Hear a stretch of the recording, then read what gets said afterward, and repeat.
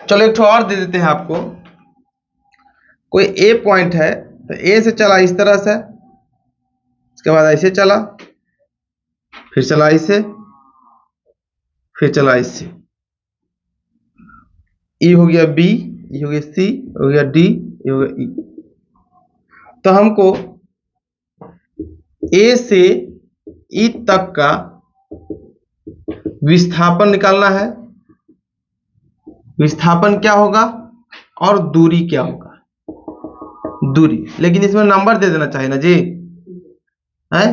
तो यहां दे देते हैं 3, यहां देते हैं 4, यहां देते हैं 4, यहां देते हैं 3। ठीक है। अब आप लोग हम लोग विस्थापन निकाल के दिखाइए, दूरी और विस्थापन सब अपना मन से निकाल के दिखाइए।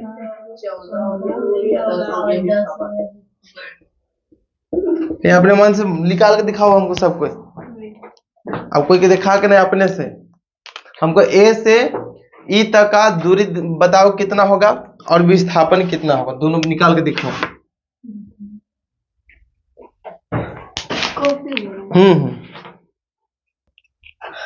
तो देखो इसमें हम लोग को विस्थापन दूरी ज्ञात करना है। तो पिछले वाला में हम लोग को क्या था, ये पिछले वाला प्रश्न इस तरह का था, इस तरह था। एगो 3 था, एगो 4 था, यहाँ ए था, यहाँ बी था, यहाँ सी था। तो हमको विस्थापन निकालना था ए से कहाँ तक, सी तक।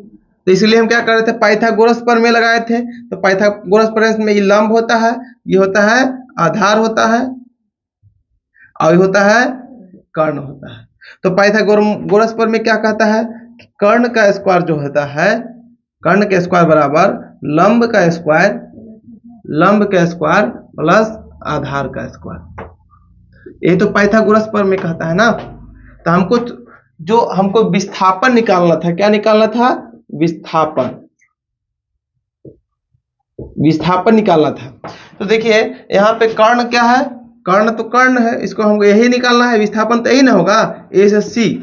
लेकिन अगर दूरी कर लिए बात, तो ए से बी गया है, बी से सी गया है, यही ना गया था। तो दूरी आसान से हम लोग निकाल दिए थे, 4 और 3 7 बोल दिए थे। विस्थापन निकालना था तो कर्ण की जगह कर्ण रह गया, यही तो हमको निकालना है ना। कर्ण के स्क्वायर बराबर लंब कितना दिया था 3, तो 3 के स्क्वायर हो गया था। और आधार कितना दिया था 4, तो 4 के स्क्वायर हो गया था। तो जोड़े थे 3 3 आए 9, और 4 के स्क्वायर 16, और 16 9 कितना होता है 25। तो कर्ण स्क्वायर बराबर कितना हुआ था 25। तो कर्ण बराबर क्या होगा, कर्ण बराबर इधर वर्ग था, उधर चल जाएगा वर्गमूल में, तो हो जाएगा √25। √25 का वैल्यू 5 ऐसे निकला था। सेम टू सेम यहाँ पे भी आप लोग का इसी तरह का है कि अगर ए से हम कहां तक जाना है, ई तक, शॉर्टेस्ट डिस्टेंस, सबसे नजदीक वाला दूरी हमको तय करना है, सबसे नजदीक वाला दूरी तय करना है। तो देखिए सबसे नजदीक ना यही सीधे वाला रास्ता होगा, होगा कि नहीं होगा।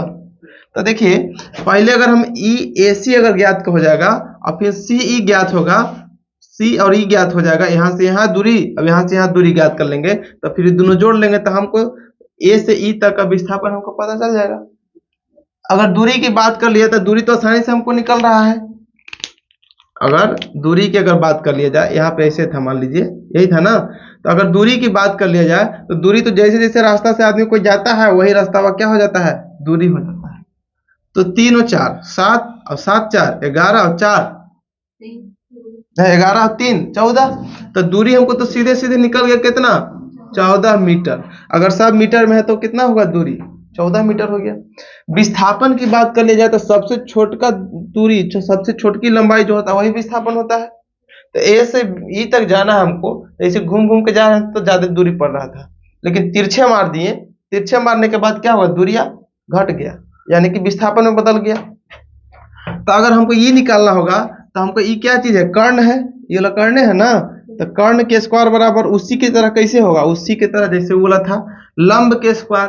तो लंब यहाँ पे कितना 3, तो 3 के स्क्वायर हो गया, और प्लस आधार, तो आधार के स्क्वायर हो गया। तो आधार में क्या है 4, 4 के स्क्वायर हो गया।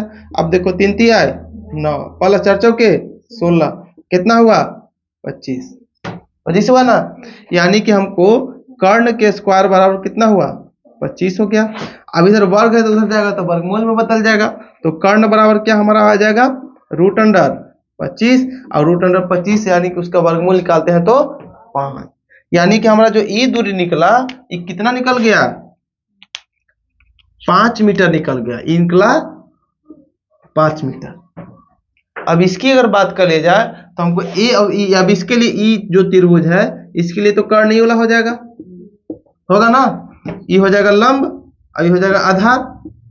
लेकिन इसके लिए क्या था, ई कर्ण था, ई था लंब, अब ये था आधार। इसमें दो त्रिभुज है ना, तब इसके लिए अब कर्ण ई वाला अब हमको ज्ञात करना है। अगर ई ज्ञात हो जाएगा तो दोनों को जोड़ देंगे, तो दोनों को जोड़ जाएंगे तो यहाँ से यहाँ के बीच के हमको लंबाई आसानी से ज्ञात हो जाएगा। तो इसके लिए क्या करेंगे हम लोग, फिर वही फॉर्मूला लगाएंगे कि कर्ण के स्क्वायर बराबर हो जाएगा लंब के स्क्वायर, तो लंब ही है तो 4 के स्क्वायर प्लस आधार के स्क्वायर तो 3, तो 3 के स्क्वायर, अब बराबर कितना हुआ 16 प्लस 9, अब कितना हुआ 25 हुआ ना। तो यानी कि कर्ण के स्क्वायर बराबर कितना है हमको 25 मीटर, और कर्ण बराबर अगर बात कर लिया जाए तो रूट अंडर 25, 25 के वर्गमूल 5, तो एहू 5 निकला और एहू 5 मीटर निकला।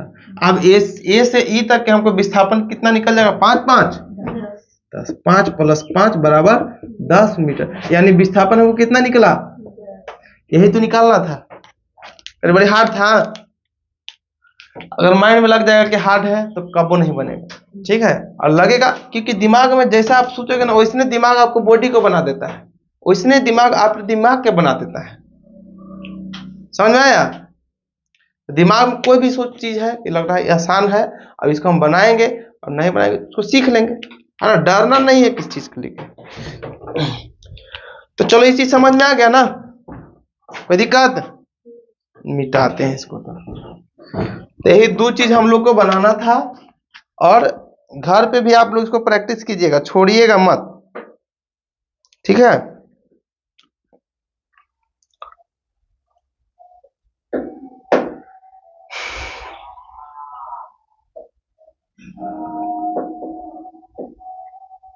चलिए, तो डिस्टेंस और डिस्प्लेसमेंट यानी दूरी और विस्थापन हम लोग समझ लिए।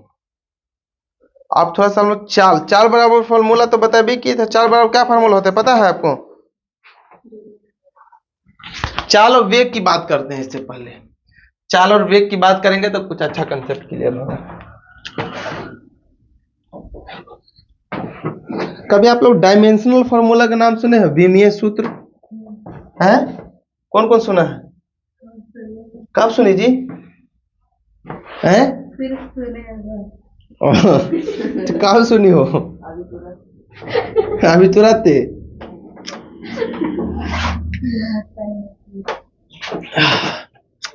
काहे तू गलत चीज सुन लेती हो है?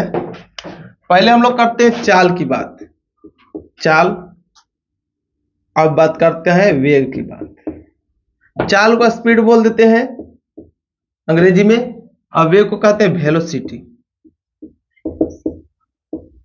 ठीक है। तो चाल को हम यहां से डिनोट अगर किया जाए तो एस से कर लेंगे। देखो इंग्लिश लेटर याद करना, इंग्लिश वर्ड याद करना इसलिए जरूरी है कि ओकर नामे से ओकर संकेत हो जाता है। नहीं देखो, वेग को वेलोसिटी कहते हैं तो वी से डिनोट करते हैं, और स्पीड में चाल होता है इसको डिनोट कर दिए एस से, कर दिए ना। तो वही चलते हमको अंग्रेजी याद करना जरूरी है, इन दोनों को डिनोट किए, चालू कर हर वीडियो ना। चलो ठीक, तो चाल बराबर जो फॉर्मूला होता है वो होता है दूरी बटा समय, दूरी बटा समय, और वेग बराबर फॉर्मूला होता है विस्थापन बटा समय, ये दो फॉर्मूला होता है। अब अगर बात कर लिया जाए मात्रक की बात किया जाए तो इसका मात्रक क्या है, दूरी किस में मापते हैं, मीटर में, ऐसा मात्रक मीटर है, और समय का ऐसा मात्रक सेकंड है, तो इसका मात्रक क्या होगा मीटर प्रति सेकंड, हुआ ना। आप बताइए विस्थापन किस में मापते हैं, किस चीज से मापते हैं, मीटर से ही मापते हैं, और समय किस में मापते हैं, सेकंड से, तो इसका भी मात्रक है मीटर प्रति सेकंड। जैसे अभी हमने दूरी पढ़ा और जैसे विस्थापन पढ़ा, सेम टू सेम वैसने ही लग रहा होगा, क्योंकि विस्थापन की मात्रक मीटर भी था, दूरी का भी मात्रक मीटर ही था कि नहीं था। आप देखिए यहां के बाद हमको एसआई मात्रक जब हम लोग प्राप्त होता है, एक हो जाएगा एसआई मात्रक, एसआई मात्रक। अब इसको बोलिए विमीय सूत्र, विमीय सूत्र थोड़ा सा निकालने की हम लोग बात कर लेते हैं। तो इसका विमीय सूत्र क्या होगा उसके बारे में बात करते हैं। तो बताइए यहां पे हम आप लोग को लिख देते हैं लंबाई, द्रव्यमान,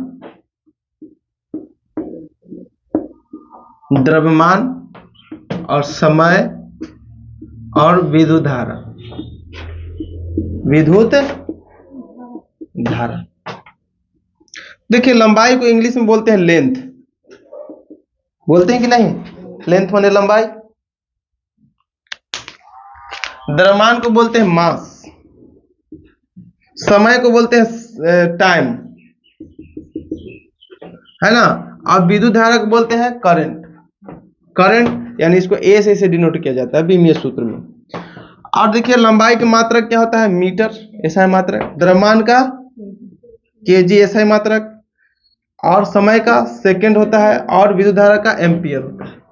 ठीक है, बस इतने से हम लोग को अधिकतर जितने सारे भी बात रहते हैं वो विमीय सूत्र उससे हमको निकालते हैं। ठीक है, विमीय सूत्र निकालने के लिए हम लोग फंडामेंटल क्वांटिटी की आवश्यकता होती है, माने आधारी राशि की। आधारी राशि कितने हैं, 7 है। तो आधारी राशि की बात करते हैं, और जौन जो नंबर से, जौन जो लेटर से इसको डिनोट किया जाता है उसी का इस्तेमाल करते हैं। जैसे लंबाई में किससे, लंबाई को किस में डिनोट करेंगे, एल से, क्योंकि पहला लेटर क्या है, एल है। तो इसलिए अगर हम विमीय सूत्र की बात करिए, विमीय सूत्र में, तो लंबाई को हम किस में, विमीय सूत्र में डिनोट करेंगे तो एल से करेंगे, द्रव्यमान को एम से करेंगे, और समय को टी से करेंगे। देखो, टी फॉर टाइम माने समय, एम फॉर मास, मास माने द्रव्यमान, एल फॉर लेंथ, लेंथ मतलब लंबाई। पूरे लिख देते हैं ना तो कहेगा कि हमारे साथ है, क्या हो गया है, एक मड़वा में कुछ कहते हैं जी, दो कैसे कहते हैं, लंबाई होता है ना। और फिर विमीय सूत्र अगर बात कर ले जाए तो इसको हम लोग ए से डिनोट करते हैं। इसको याद कर लीजिए, विमीय सूत्र के रूप में हम लोग इसका ए का इस्तेमाल करते हैं, टाइम मने टी, और ए मने मास, और एल मने लंबाई। तो जैसे एसआई मात्रक जब हम लोग निकाल लेते हैं, जब हम लोग एसआई मात्रक निकाल लेते हैं तो उसके बाद विमीय सूत्र निकालना आसान होता है। देखिए एम मतलब मीटर, मीटर किस में मापते हैं, किसको मापते हैं, मीटर से, लंबाई को। तो यहाँ लंबाई है, लंबाई को विमीय सूत्र में क्या जैसे डिनोट किया जाता है, एल से। तो यहाँ हो जाएगा एल। ठीक, नीचे कितना है, एस है, एस माना सेकेंड, किसका मात्रक सेकेंड होता है, टाइम का, तो नीचे हो गया टी, हुआ ना। अब इसी को हम लोग और क्या लिख सकते हैं, इसको लिख सकते हैं एल टी के पावर -1। टी के पावर -1 क्यों, कैसे लिखेंगे कि जब भी कोई नंबर बट्टा में से ऊपर जाता है यानी अंश में जाता है हर से, तो उसका साइन क्या होता है, बदल जाता है। यानी कि हम लोग का चाल का जो विमीय सूत्र हुआ एल टी के पावर -1 क्या। अब यहाँ पे हम लोग और लिख सकते हैं m0 एल टी के पावर -1, ये इसका हो गया विमीय सूत्र। m0 मतलब क्या, मास, माने द्रव्यमान इसमें नहीं है, द्रव्यमान इसमें नहीं है। तो ज्यादातर देखिएगा आप लोग कि विमीय सूत्रों को इसी 3 चीज में डिनोट किए, 3 तरीके से हम लोग लिख सकते हैं, मास, लेंथ एंड टाइम। इसी के रूप में ज्यादातर हम विमीय सूत्रों को निकालते हैं। नहीं लिखेंगे तभी आंसर सही है। ठीक है, मास वाला नहीं लिखते, लीजिए लीजिए, कोई भी नंबर है अगर उसके आगे हम प्लस नहीं लिखते हैं, चाहे लिखते हैं, कोई फर्क पड़ता है, नहीं फर्क पड़ता है। वहां पे मास तो क्या है, 0 है, ये नहीं मास। तो ज्यादातर हम लोग विमीय सूत्र लिखते हैं, यही फंडामेंटल 3 को क्वांटिटी है, इसी का इस्तेमाल सबसे ज्यादा करते हैं, लंबाई का, मास का एंड टाइम का, यानी लेंथ, मास एंड टाइम। अब इसी तरह यहाँ पे विमीय सूत्र अगर निकालने की बात किया जाए तो यहाँ पे क्या है, एम फॉर मीटर, यहाँ मास मत कीजिए, किसका भी मीटर है, ये ऐसा ही मात्रक है ना। तो यहाँ मीटर है, तो मीटर किसको मापते हैं, मीटर में लेंथ को, लेंथ को मापते हैं ना। तो लेंथ को विमीय सूत्र से किस में डिनोट करते हैं, एल से। तो यहाँ पे हो गया एल और बटा, और ए सेकेंड की, सेकेंड हम किससे डिनोट करते, किसको से मापते हैं सेकेंड को, टाइम को। तो बटा में क्या हो जाएगा, टी हो जाएगा, यानी कि इसका भी बीमीय सूत्र एल टी के पावर -1। बीमीय सूत्र बड़ी हार्ड है, बहुत आसान है बीमीय सूत्र, ठीक है। तो बीमीय सूत्र हमको खाली यहाँ पे ध्यान देना है कि ऐसा ही मात्रक है तो किसका मात्रक है, लंबाई के है कि द्रव्यमान के है कि समय के है ना। और उसके बाद उसी संकेत से, उसके संकेत से हम लोग उसको लिख देते हैं, बीमीय सूत्र हो गया। समझ में आया बात। तो एक चीज और हम आप लोगों से पूछना चाहते हैं कि ये बहुत इंपॉर्टेंट जो होता है, बल का बीमीय सूत्र आप लोग निकाल के दिखाइए। तो बल का बीमीय सूत्र, बल का बीमीय सूत्र निकाल के आप लोग दिखाइए तो देखते हैं। तो चलो बल के बीमीय सूत्र अभी हम निकालेंगे, तो आपको सब चीज का भी हम सिखाएंगे नहीं बीमीय सूत्र निकालना, जैसे हम लोग टॉपिक आगे पढ़ेंगे सिलेबस में इंटर में, तब उसके बारे में डिस्कस करेंगे। अभी केवल आप लोग को एक झलक दिखलाना चाहते हैं कि बीमीय सूत्र बनता कैसे, निकलता कैसे है। तो बल का हम बीमीय सूत्र आपसे पूछे हैं, तो बल बराबर फॉर्मूला होता है, बल को डिनोट करते हैं एफ से, करते हैं कि नहीं।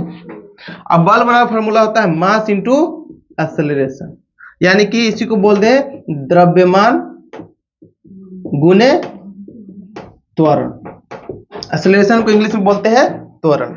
तो देखिए ये मास तो है, ये है, लेकिन देखिए एक्सेलरेशन है, तो एक्सेलरेशन को और हम तोड़ सकते हैं, त्वरण को क्या चीज में तोड़ सकते हैं, वेग बटा समय। वेग में परिवर्तन की दर त्वरण कहलाता है, वेग में परिवर्तन की दर त्वरण कहलाता है। तो हम इसको अगर और तोड़ दिए जाए तो m गुने v बटा s होगा कि नहीं। इसको और तोड़ सकते हैं, वेलोसिटी आ गया है, तो वेलोसिटी बराबर फॉर्मूला क्या है, देखो वेग विस्थापन बटा समय होता है कि नहीं। और देखिए अगर इसका बात कर लिया जाए तो ये हो जाएगा मास अब इनटू डिस्प्लेसमेंट को मान लीजिए हम लोग d से डिनोट कर देते हैं, डिस्प्लेसमेंट को d से, तो d बटा क्या हो जाएगा s, और पहले से नीचे s है, ये है पूरा दिख रहा है वीडियो में, देखो तो नीचे दिख रहा है, उतना ही दिख रहा है ना। तो 2 का s हो गया नीचे, हुआ कि नहीं हुआ। अब हम लोग इसका SI मात्रक देखते हैं कि हमको बल का SI मात्रक क्या निकलेगा। सबसे पहले समझो बल बराबर फॉर्मूला का होता है द्रव्यमान गुने त्वरण, बता रहे हैं। इसके बाद द्रव्यमान मतलब मास के मास उतर गया, यहाँ वेलोसिटी था, तो त्वरण बराबर क्या फॉर्मूला होता है, वेग में परिवर्तन की दर क्या कहलाता है, त्वरण, यानी वेलोसिटी बटा समय जो होता है त्वरण होता है, यानी वेग बटा समय होता है वो त्वरण होता है। अब बच गया वेग, तो वेग बराबर फॉर्मूला होता है विस्थापन बटा समय, तो विस्थापन माने डिस्प्लेसमेंट और बटा समय माने सेकंड। अब ये कोई पहले से है, ये था सेकंड, तो 2 सेकंड हुआ ना। चलो अब इसका SI मात्रा के रूप में अगर देख लिया जाए इसका, तो बताइए मास का क्या होता है, मास का मात्रा SI मात्रा मतलब द्रव्यमान का SI मात्रा kg, तो SI मात्रा क्या हो जाएगा इसके बाबू, kg गुने डिस्टेंस, डिस्टेंस का SI मात्रक मीटर, दूरी, डिस्टेंस मतलब क्या, डिस्प्लेसमेंट मतलब विस्थापन, और विस्थापन किस में मापते हैं, मीटर में, तो यहाँ पे मीटर हो गया। इसके बाद यहाँ पे क्या हो गया, 2 सेकंड हो गया नीचे ना, तो पर सेकंड स्क्वायर हो गया ना। अब हम बीमीय सूत्र निकालते हैं, तो किससे निकालते हैं बाबू, SI मात्रक पहले हम उसको लिखना पड़ता है, इसके बाद बीमीय सूत्र निकलता है। तो अभी तो हमको SI मात्रक निकल गया, ये वाला निकल गया ना। अब हम इसका बीमीय सूत्र अगर निकाला जाए तो ये हो जाए kg, kg में किसको मापते हैं, द्रव्यमान को मापते हैं, तो द्रव्यमान किस में डिनोट करते हैं, बीमीय सूत्र m से करते हैं ना। तो यहाँ पे क्या हो जाएगा बाबू, m हो गया। इसके बाद है m फॉर मीटर, मीटर किस में मापते हैं, लेंथ को, लंबाई को मापते हैं ना मीटर में, यहाँ पे देख लो लंबाई को मापते हैं मीटर में, l फॉर, तो यहाँ पे हो जाएगा ये l हो गया। और 2 नीचे सेकंड के स्क्वायर है, सेकंड किस में मापते हैं, सेकंड से किसको मापते हैं, टाइम को, तो नीचे टाइम के स्क्वायर हो जाएगा, होगा ना।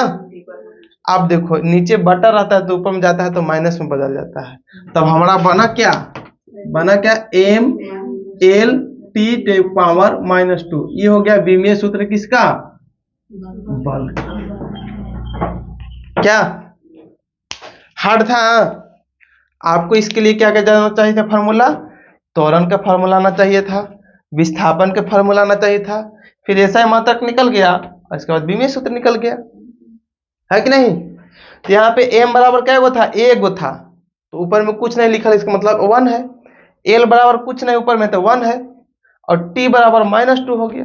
बस बीमीय सूत्र mLt के पावर -2, यही बीमीय सूत्र होता है। समझ में आ गया बात? तो अभी हमने क्या बताया? चाल बराबर देखा दूरी बटा समय, वेग बराबर विस्थापन बटा समय, इसका मात्रक मीटर प्रति सेकंड, यानी हम लोग बटा में रहेगा तो इसको हम लोग ऐसे लिख सकते हैं। उसी तरह दोनों का मात्रक हो गया, बीमीय सूत्र भी निकल गया। बीमीय सूत्र जब भी निकालते हैं ज्यादातर, तो हम लोग लंबाई, द्रव्यमान और समय के रूप में निकालते हैं। इसका तौर 7 गो फंडामेंटल क्वांटिटी होता है ना?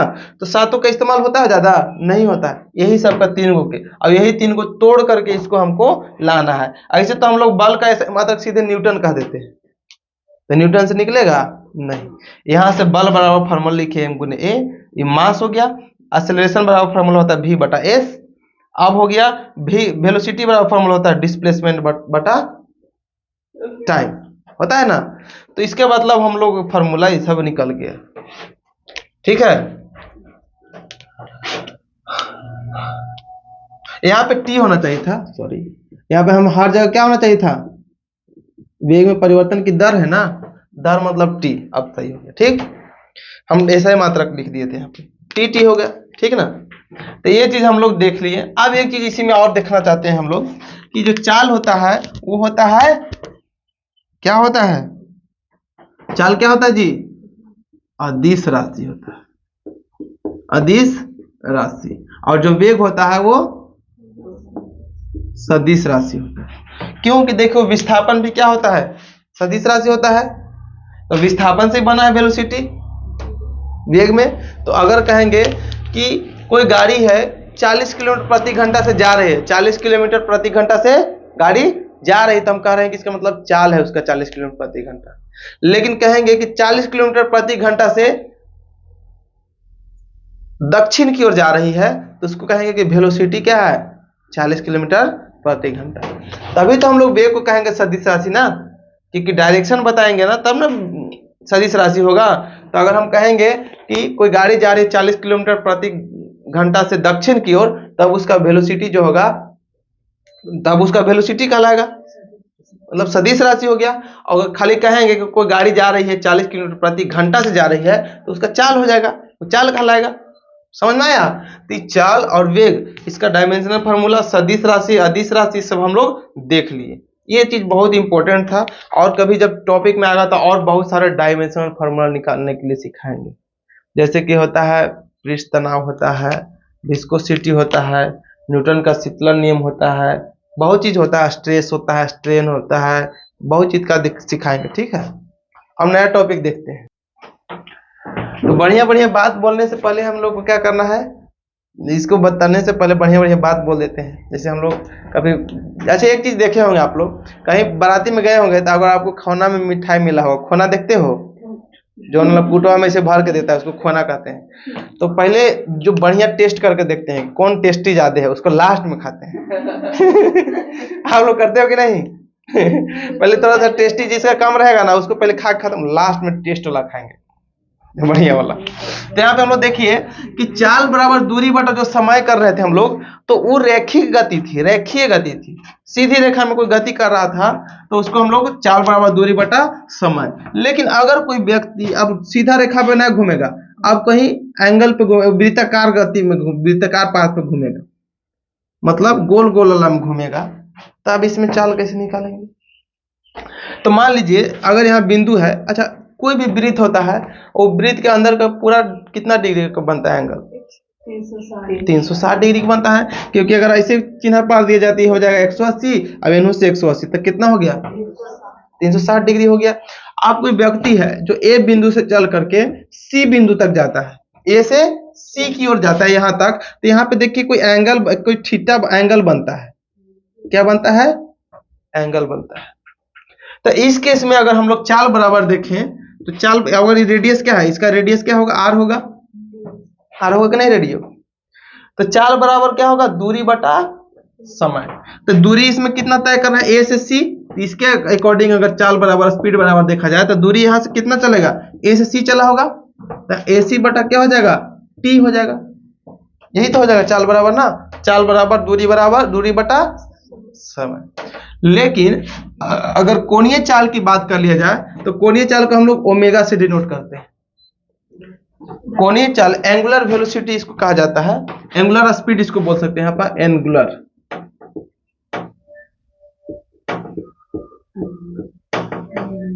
एंगुलर स्पीड इसको हम लोग क्या बोलेंगे, ओमेगा से डिनोट करते हैं एंगुलर स्पीड को। अब एंगुलर स्पीड बराबर फॉर्मूला होता है कि अगर किसी निश्चित समय में कितना एंगल वो ट्रेवल किया, कितना एंगल ये वाला कितना ट्रेवल किया, तो इसके बराबर क्या होगा, थीटा बटा टी, ये होगा कोणीय चाल बराबर। नॉर्मल चाल था तो क्या था, ए सी, यानी ये जो दूरी तय किया था और इतना दूरी तय करने में जितना समय लगा था वो चाल था। एंगुलर चाल में होता है कि जो थीटा ए से सी तक गया तो थीटा एंगल बना, तो ये थीटा एंगल ट्रेवल करने में कितना समय लगा, वही तो होता है कोणीय चाल। समझ में आया, नीचे नीचे दोनों में टी टी है, लेकिन यहाँ पे थीटा है, यहाँ पे ए सी है, यानी कि दूरी है। तो ये वाला बात कर ली जाती, दूरी हो गया ए से सी तक। लेकिन अगर कोणीय चाल की बात की जाए तो अगर यहाँ से यहाँ तक कोई वस्तु चला है तो कुछ समय लगा होगा, तो वही टी नीचे है, वही कुछ समय लगा होगा, तो नीचे क्या है, टी है, और यहाँ पे थीटा एंगल ट्रेवल किया है। लेकिन अगर थीटा एंगल जैसे जैसे बढ़ता है तो समय भी बढ़ेगा कि नहीं। अगर अभी यहाँ से कोई व्यक्ति यहाँ चला ए से सी तक, अब ए से अगर इसको यहाँ तक डी तक जाना होगा, डी तक जाना होगा, तो थीटा अब क्या हो जाएगा, इतना ही अब रहेगा थोड़ी ही, अब थीटा तो इतना हो जाएगा, थीटा का वैल्यू इतना हो जाएगा ना। अब ये थीटा जो एंगल है तो समय भी बढ़ेगा, तो जैसे जैसे थीटा का वैल्यू बढ़ता है वैसे वैसे टाइम भी क्या होता है, बढ़ता है ना। अगर उसका स्पीड समान रहेगा तब। तो यहाँ पे हम लोग कोणीय चाल की बात कर लिए। नॉर्मल चाल यानी कि रैखिक गति में जो चाल हम लोग प्राप्त करते हैं उसके लिए फॉर्मूला होता है दूरी बटा समय, और जो एंगुलर स्पीड होता है कोणीय चाल होता है उसके लिए बराबर फॉर्मूला होता है थीटा बटा टी। ठीक है, तो आप लोग के मिस आ गई हैं तो आप इंग्लिश पढ़िए आप, ठीक है। अगले दिन से हम लोग इसके आगे जो भी टॉपिक बचा है उसको रिवीजन करवाएंगे। ओके।